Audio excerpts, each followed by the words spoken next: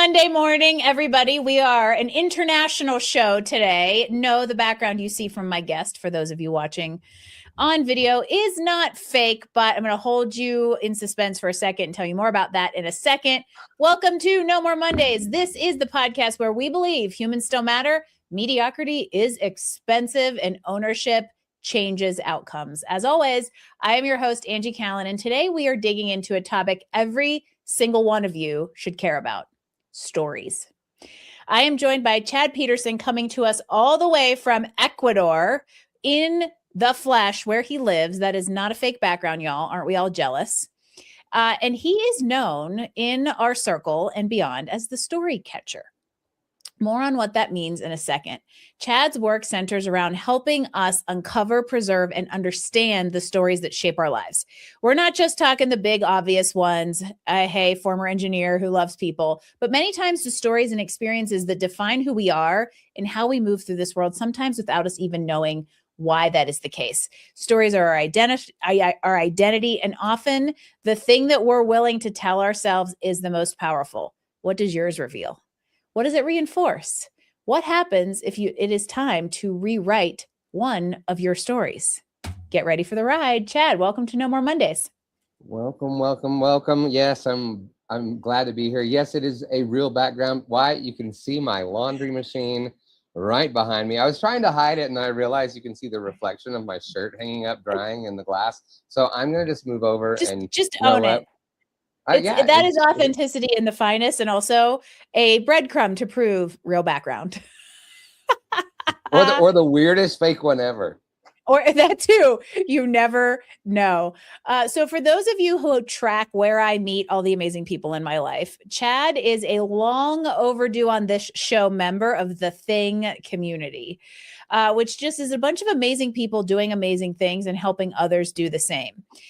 And I want to dig into like the story catcher thing first and kind of set a foundation for everybody, because we know what storytelling is. And we oftentimes think about that in the context of, performance or marketing or storytelling for communication, maybe even interviewing. But what we're going to talk about today is something different. And I want you to lay the foundation and explain to us what story catching is and how it is different from storytelling. So story catching, all of us have things in our lives that define who we really are, but they're stories that we've let get away from us, because what we've done instead is we've taken upon us the stories that everyone else told us we're supposed to live and who we're supposed to be. So I help you catch the stories that got away. I help you get back to who you were before you let everyone else edit the story. Right. Ooh. So story catching isn't about becoming somebody new. It's becoming who you already were and who you were meant to be before you let everyone else define who you are now. And I think that's the really big important thing, is the applied story versus like the true story inside, because we all go through, life and we're conditioned by society, expectations of others. And it is easy to allow that true story to get away from us. But why does it matter so much to get back in tune and to catch the stories that we're really meant to have inside, the ones that are true to us? I think one of the biggest things is, one, there's potential that you're missing out on, right? Because you're not living up to who you were created to become. The other is there's a peace, there's a joy that comes from letting go of all of that extra weight that you never even asked to carry. It was just put on you one little rock at a time. And then we finally wake up one day and we're like, oh my God, why is this bag so heavy? And it's because people have just been placing these stories on us one little rock at a time. And so story catching helps you dump that out so you can fill the bag up with what it was supposed to have in the first place, which is a lot lighter. It's almost like story throwing, so you can catch and keep the right ones. That's a ridiculous way to say it, but in a way, So I didn't shameless plug this in the intro, but many of you know I just released my first book, Scary Good, Discovering Life Beyond the Sunday Scaries. And we're going to hold Chad's feet to the fire because he's committed to releasing his first book this year. How's that for putting you on alert? We don't have to talk about it, but in general, this story is me story catching and therefore storytelling in order to kind of help people, other people do the same. And Sure. the journey of writing it really became kind of like cathartic in a way, because it was my own exploration. It was my exploration of my very own journey, which I knew had twists, turns, and stories and beliefs that I had changed, but it didn't become how obvious until I really sat down and got back in touch with it. And so I'm wondering, for everybody out there, why is this important? Even beyond our own potential that we might lose. What else do we miss out on by being like disconnected from our own stories? Joy. Joy. Three-letter answer, not even 3 words, but that's true. Yeah, that's the biggest one. I would say peace, but joy is the biggest. When you take back your own story, one of the biggest things you recognize is that you're allowed to have joy in your life because it's necessary and it's part of nourishing who you are. Yeah. Typically, what happens with people who are living everybody else's story, they do that, and when they accomplish the things they feel they were supposed to based on the stories everyone else told them, they may or may not reward themselves with some joy. But in story catching, joy isn't a reward, it's nourishment, and it's necessary. I feel like, this is an interesting thing for the two of us to talk about, because you and I both have chosen to, for instance, live in places that we're connected to, which I think is part of our stories and the way we want to tell them to ourselves, and places that bring us joy. I have a really strong connection to place, and so that's important to me.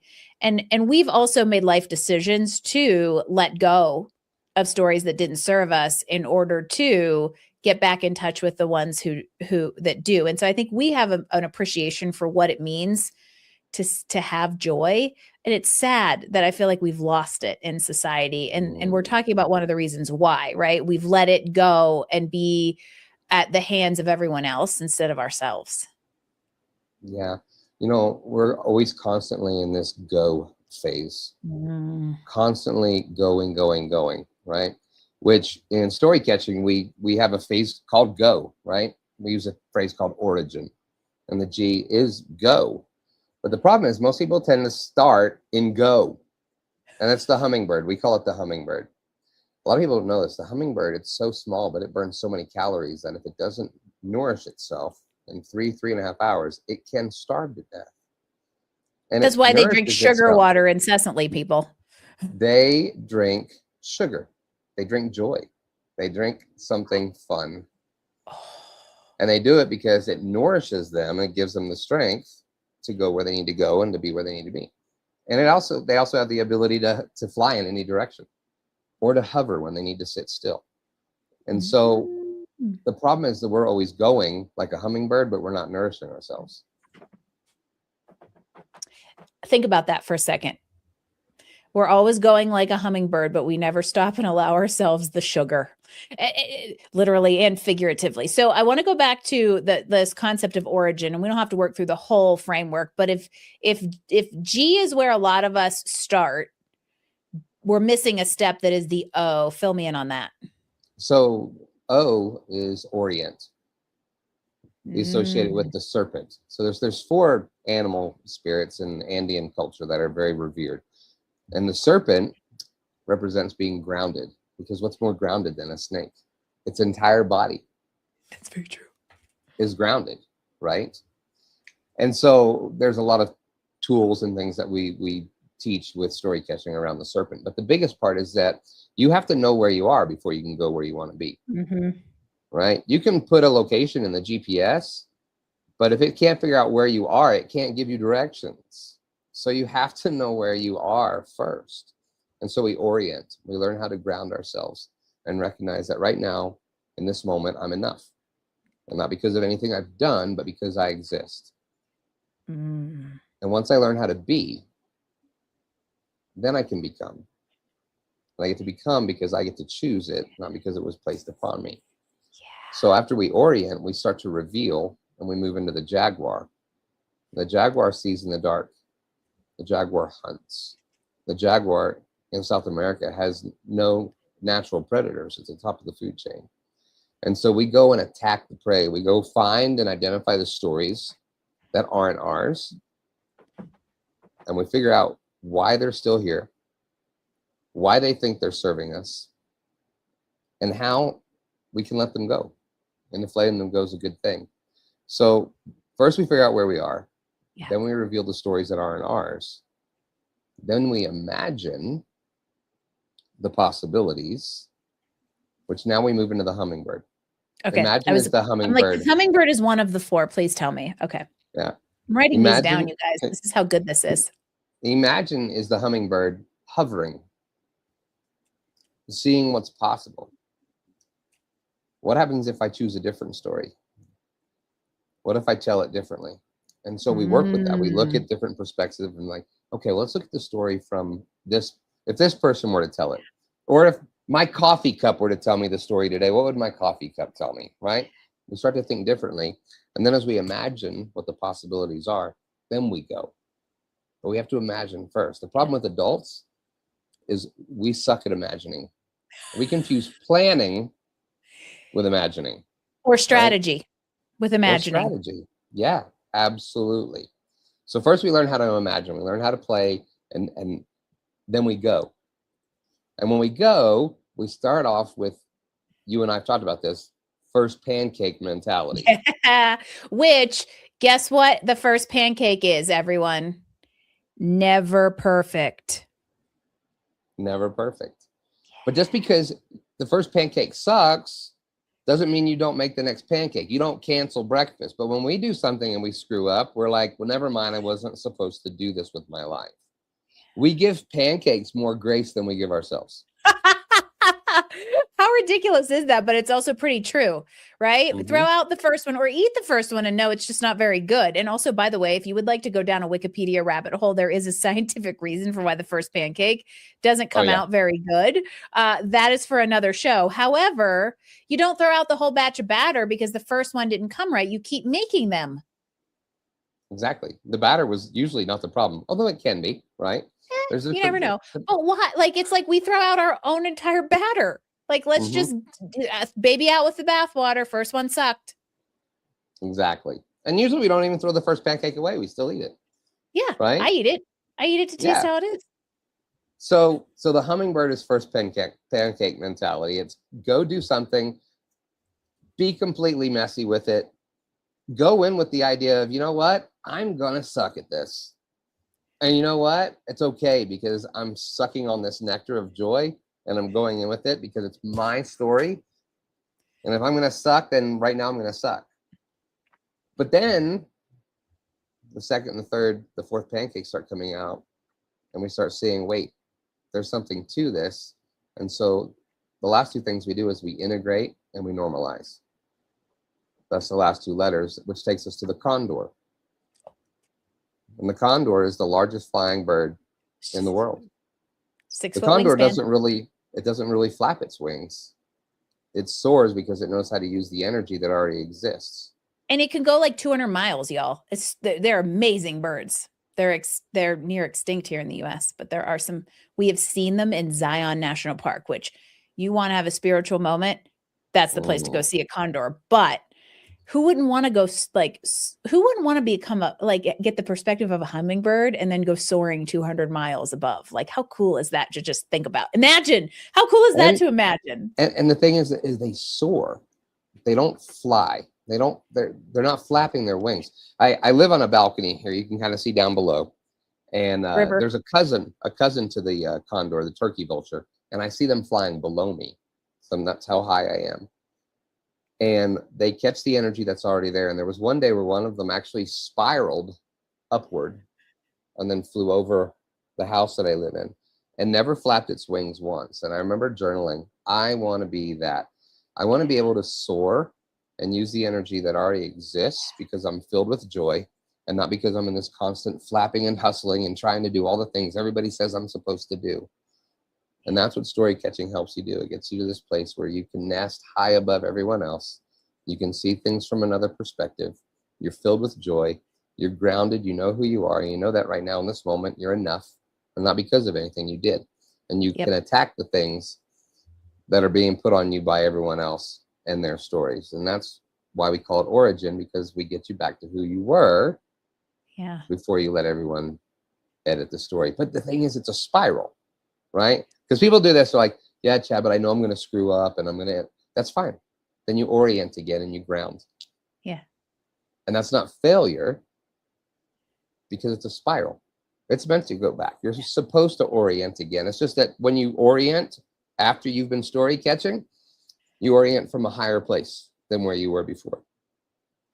And then you're going to orient again, or another story is going to show up. But just because you mess up, as we call it, doesn't mean you failed. It just means that you need to orient again.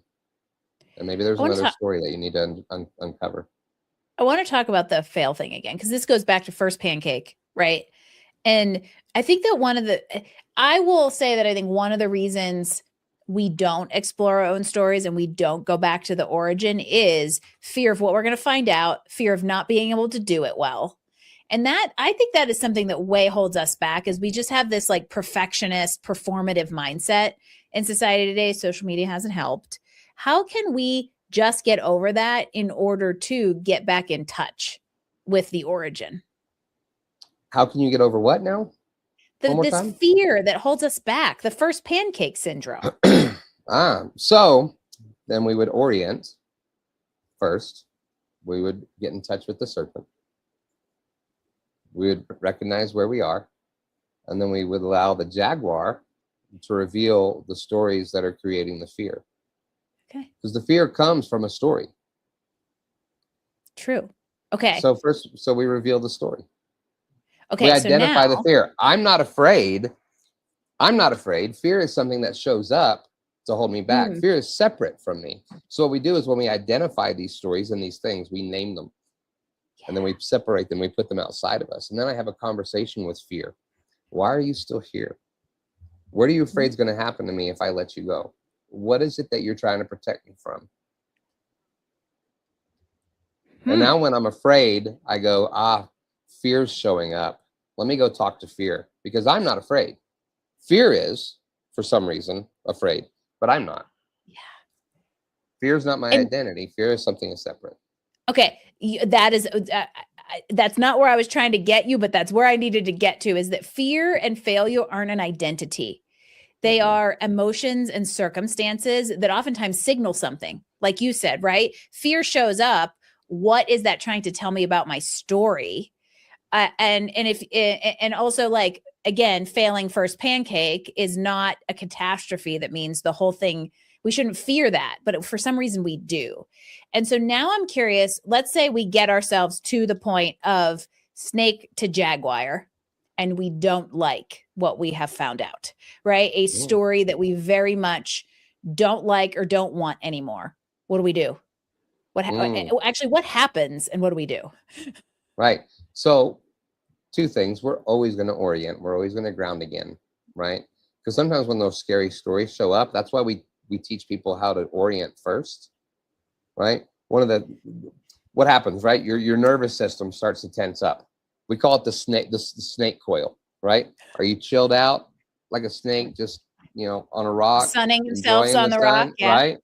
Yeah. Or are you a little bit more alert, seeing what's going on, or are you coiled up tight? So we identify those things first, so that I can say, okay, this is where I'm at right now. How can I get my nervous system to calm down? How can I slow my heart rate down? That's the first thing, right?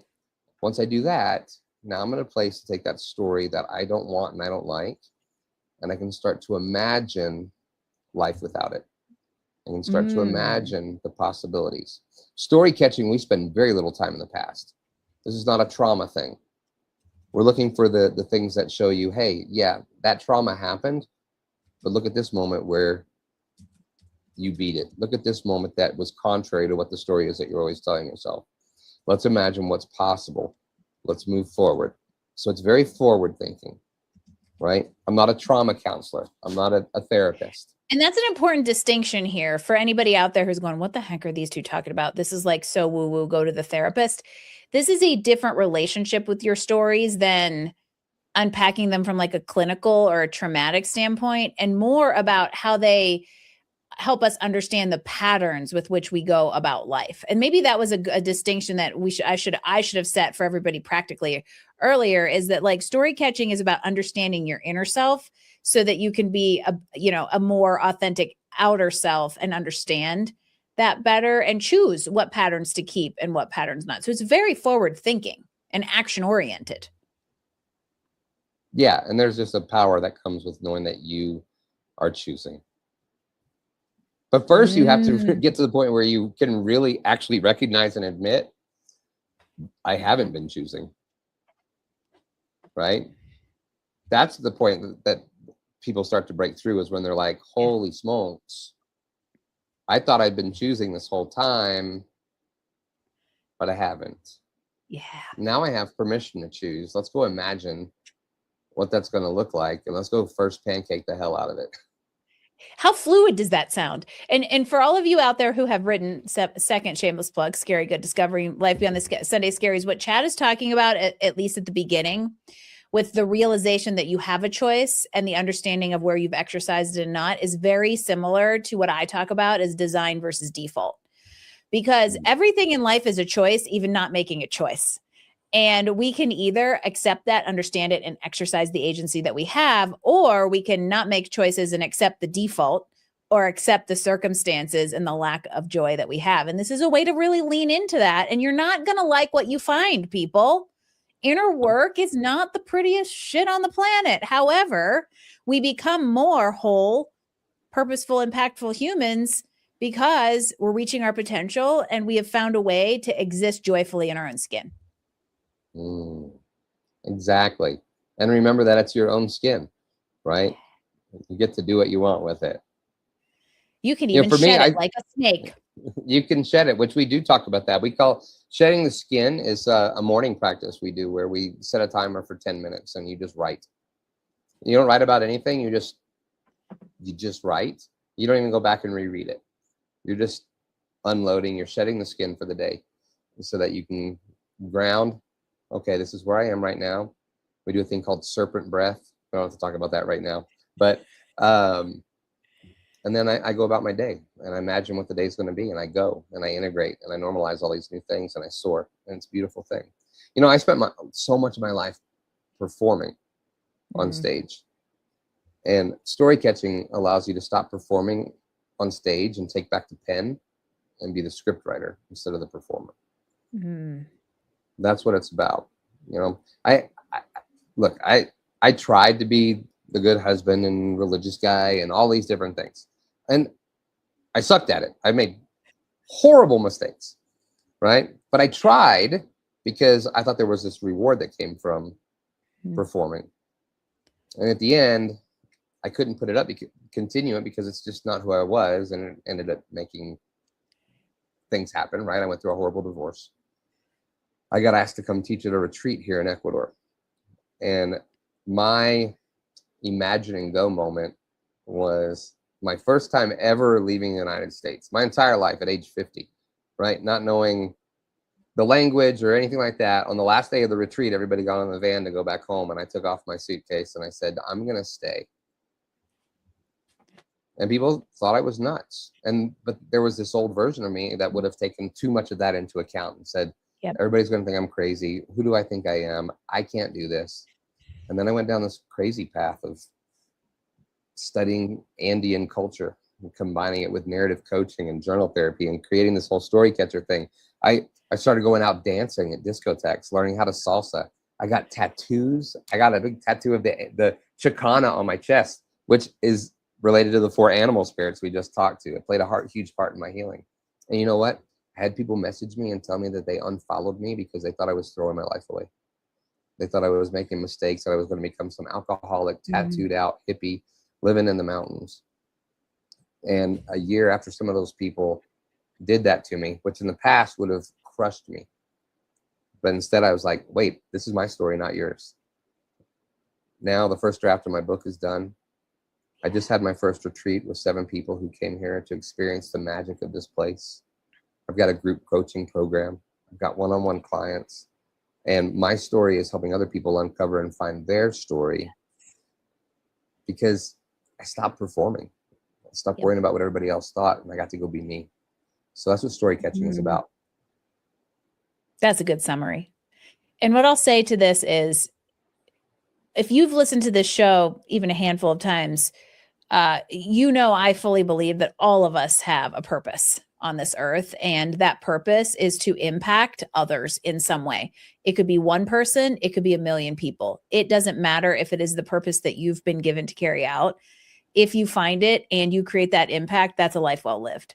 And you just synthesized perfectly exactly what it looks like when you find that kind of alignment, because not only are you joyful, but look at all the other people who are finding that joy because of you as a catalyst to it. And none of that would have happened had you not said, I don't care what you people think.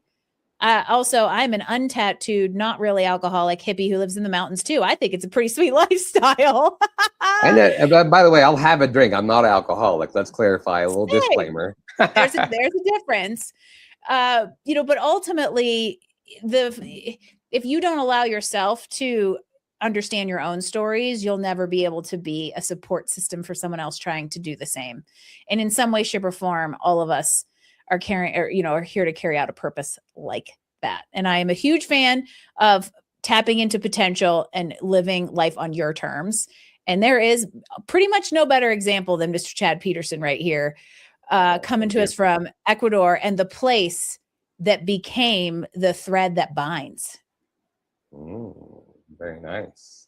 Right? Very nice. Yeah. And I appreciate that, because for me, the moving to a physical place is what unlocked a lot of what ended up becoming, my purpose and my human potential. And so that's a near and dear part of your story to me.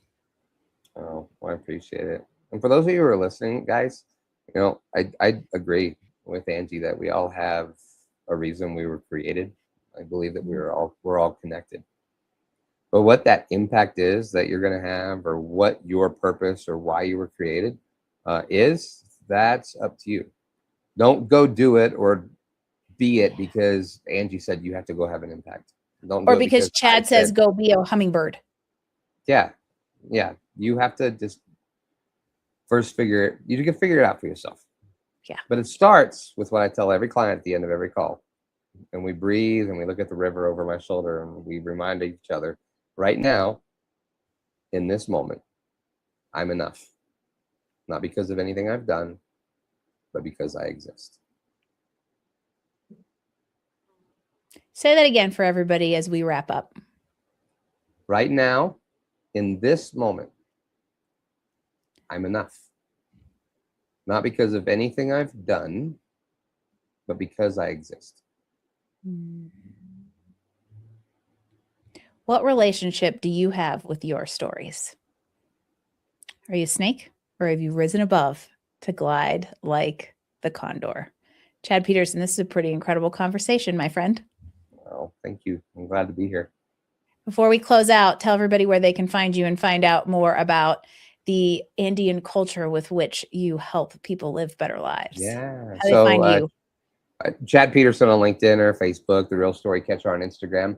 Or if you go to the Story Catcher /test, by the time the show airs, it may have switched to quiz, because they're supposed to switch it to quiz. So try the Story Catcher, not story, the Story Catcher /test. If that doesn't work, do /quiz. /quiz. But there's a free quiz you can take that will show you which of the 4 animal spirits you're most in line with right now in this moment. Ooh. And then I'll send you a free journal to help you dig into that particular animal spirit. And then a few days after that, I'm actually going to send you another journal that I think it's a 25 page journal that'll take you through all 4 of the animal spirits in the origin framework so that you can start uncovering and taking back your own story. Whatever the link is, it's going to be in these show notes. So click it and go get this stuff, because the number one way you all can stay human, no matter what this world throws at us, modern work or otherwise, is know your stories, your relationships to them, and to choose which ones are really serving you and which ones get thrown out with the trash. Love it, everybody. And take a trip to Ecuador too, by the way. So yeah, I host retreats. So if you want to come, hang out. Shameless plug, a good excuse to go to Ecuador, everybody. Could we have had a better conversation about identity and perspective? That's such a huge, important aspect to all of this work, is shifting the lens with which we look at life so that we can choose the identity that we want to have and really accept the stories that help us shape how we live and lead. Chad, thank you so much for joining me today. Thanks for having me. If this conversation has you thinking, and I don't know how it didn't, share it with somebody who may need to hear it, re-listen to it, give us a shout out, reach out to Chad or me if we can help you understand the stories that are shaping how you show up in the world. Until next time, here's to fewer Sunday scaries and no more Mondays. I'm your host, Angie Callen.